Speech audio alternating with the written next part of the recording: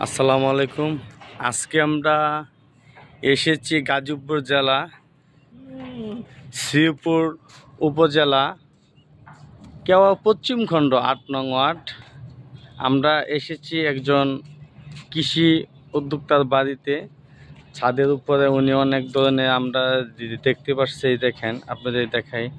এই যে দেখেন, এখানে ধনিয়াপাতা, কাঁচামরিচ, টমেটো, লাউ গাছ, এরপরে আছে আপনার চিচিঙ্গা, বেগুন, গোল বেগুন, শুটকা মরিচ, বিভিন্ন ধরনের সবজি উনি কিন্তু এখানে করেছেন।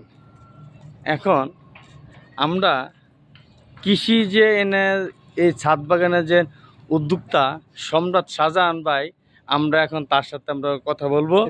হ্যাঁ, যেন ভাই, আপনার এই কৃষি উদ্যোক্তা আপনি কিভাবে আপনি প্রথম শুরু করছেন? আসসালামু আলাইকুম শাহজাহান ভাই। ওয়ালাইকুম সালাম ভাই, ভালো আছেন? জি। বলেন, আপনি কি বলবেন?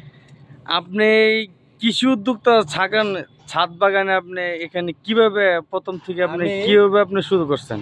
আমি যাবৎ আজকা 2-2.5 বছর থেকে আমি আমার ছাদের উপরে আমি একটা পেঁয়াজ ফালা দিছিলাম। পেঁয়াজ, হ্যাঁ, পরে এই পেঁয়াজ থেকে দেখি আমার অনেক উঁচা গাছ হয়েছে, অনেক বড় গাছ হয়েছে। গাছের থেকে দেখি দেন আমার পেঁয়াজটা প্রায় 2-4টা পেঁয়াজ ছাড়ছে।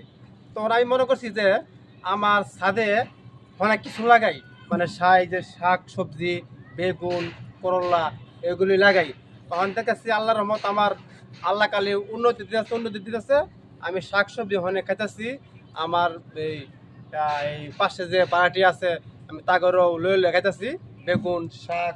ওই যে আমাদের ধনিয়া পাতা আছে, ওই যে আমাদের লাউ গাছ, শীত লাউ, আমাদের আল্লাহর রহমত সবই হইতেছে।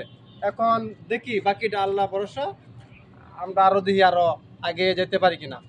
ইনশাআল্লাহ।